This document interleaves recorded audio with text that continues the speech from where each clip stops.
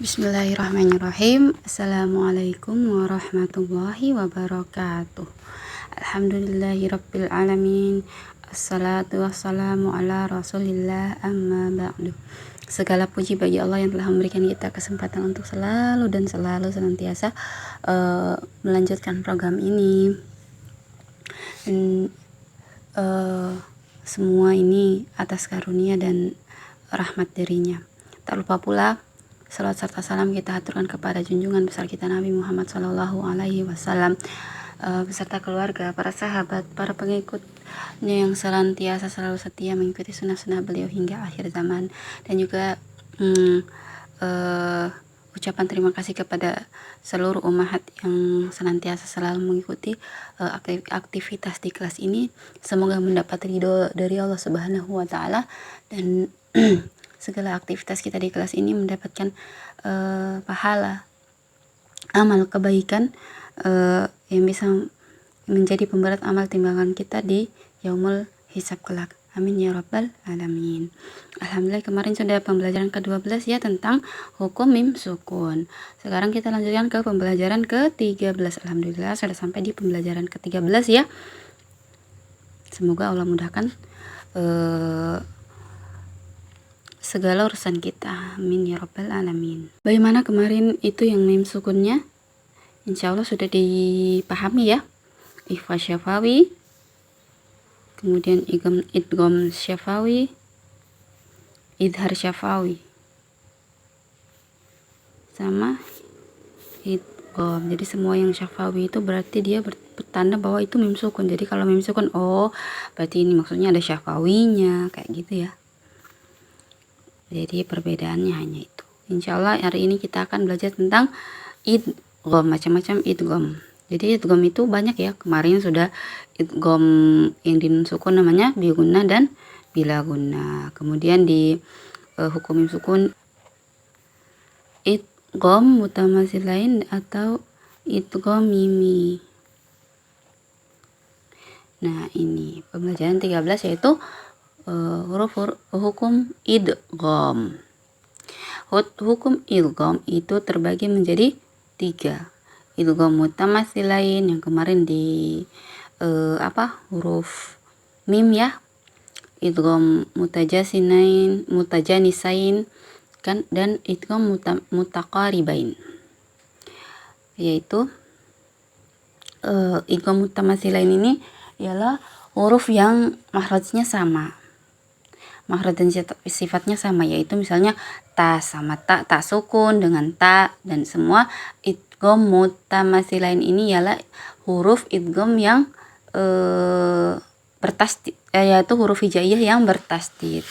Jadi huruf bertasdid itu pertemuan antara huruf sukun yang makhraj dan sifatnya sama dengan huruf hidup di depannya, seperti itu. Jadi misalnya huruf ta sukun ketemu dengan huruf ta di depannya.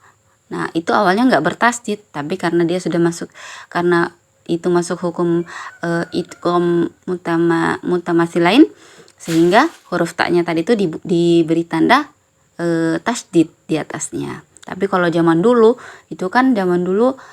huruf-huruf Al-Qur'an itu kan nggak ada tandanya ya. Misal titiknya pun nggak ada.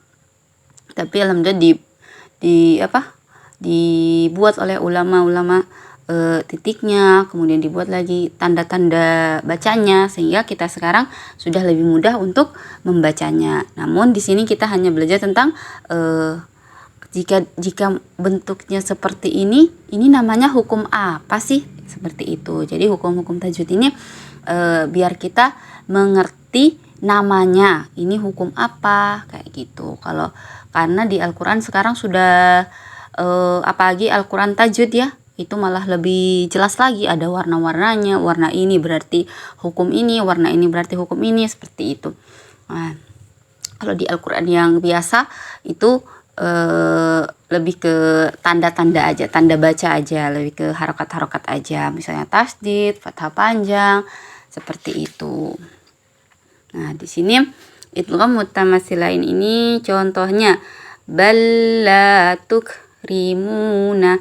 Jadi huruf lam sukun bertemu dengan lam hidup Nah, jadi huruf bertasydid itu berarti dia antara huruf sukun dengan ketemu huruf hidup yang makhraj dan sifatnya sama. Seperti ini lam sukun dengan lam hidup.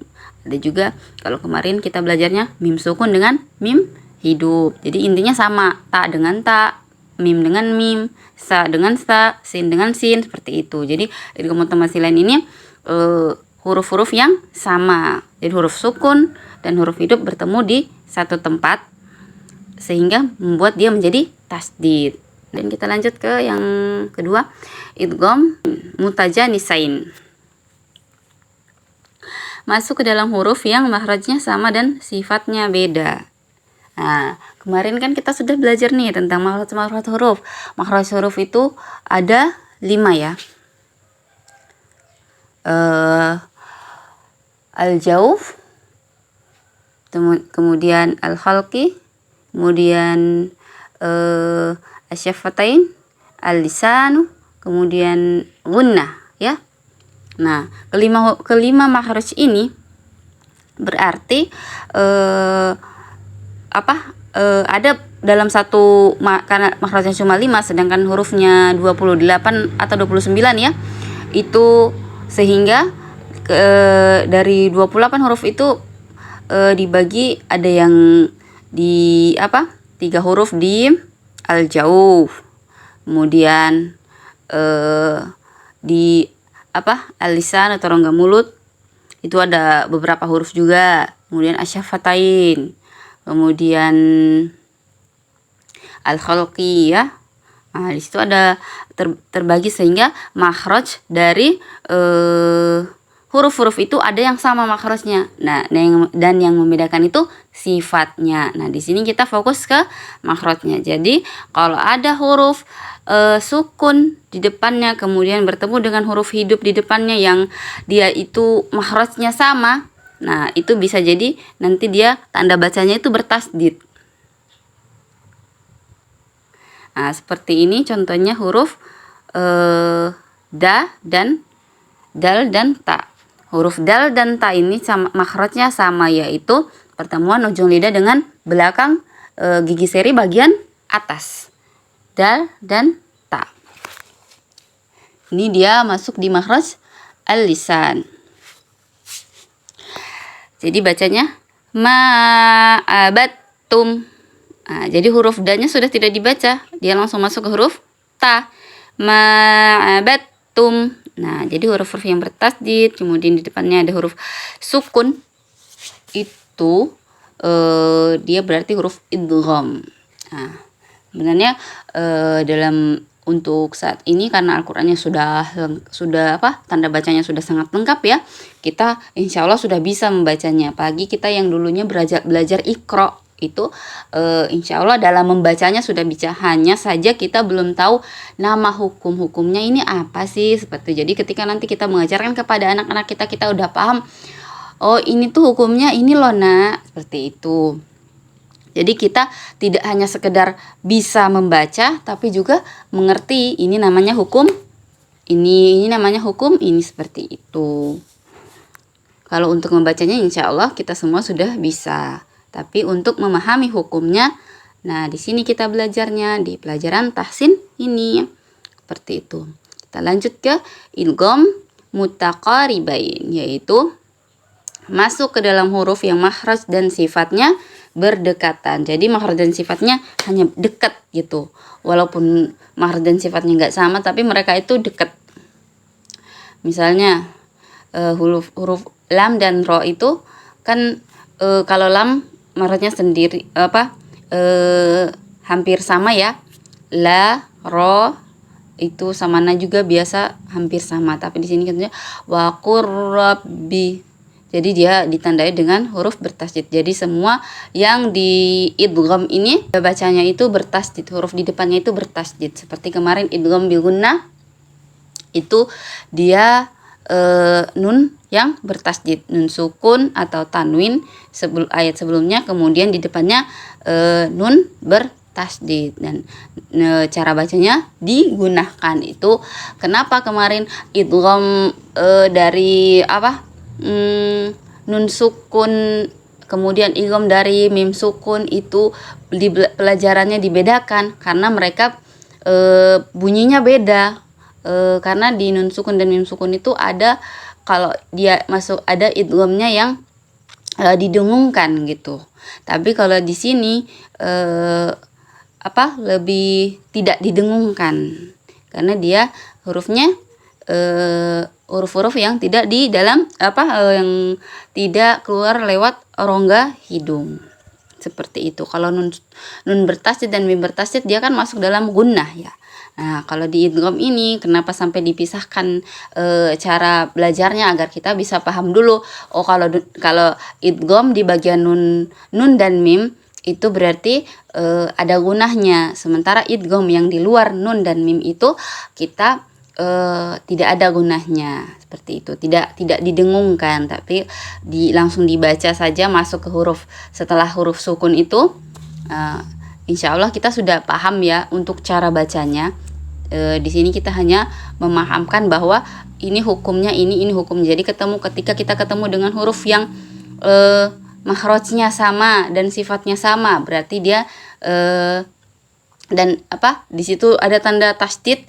Oh, berarti ini masuk ke dalam hukum idgham mutamatsilain. Itu makhraj dan sifatnya sama. Kemudian di dalam Al-Qur'an ada huruf yang ada huruf tasydid nih. Kita lihat di depannya huruf sukunnya itu makhrajnya sama tapi sifatnya beda. Berarti ini masuk di kategori idgham mutajasinain, seperti itu. Kemudian kita lihat lagi di dalam Al-Qur'an, ini ada huruf bertasydid lagi nih. Ini berarti huruf, biasanya kalau huruf bertasydid itu dia masuk di idgham, tapi ini idgham apa ya? Kita perhatikan lagi. Kalau misalnya makhrajnya dan sifatnya berdekatan, ini berarti masuk di kategori idgham mutaqarribain, seperti itu. Contohnya yaitu lam dan ro. Wa qur rabbi, itu lam dan ro itu berdekatan makhraj dan sifatnya. Seperti itu ya.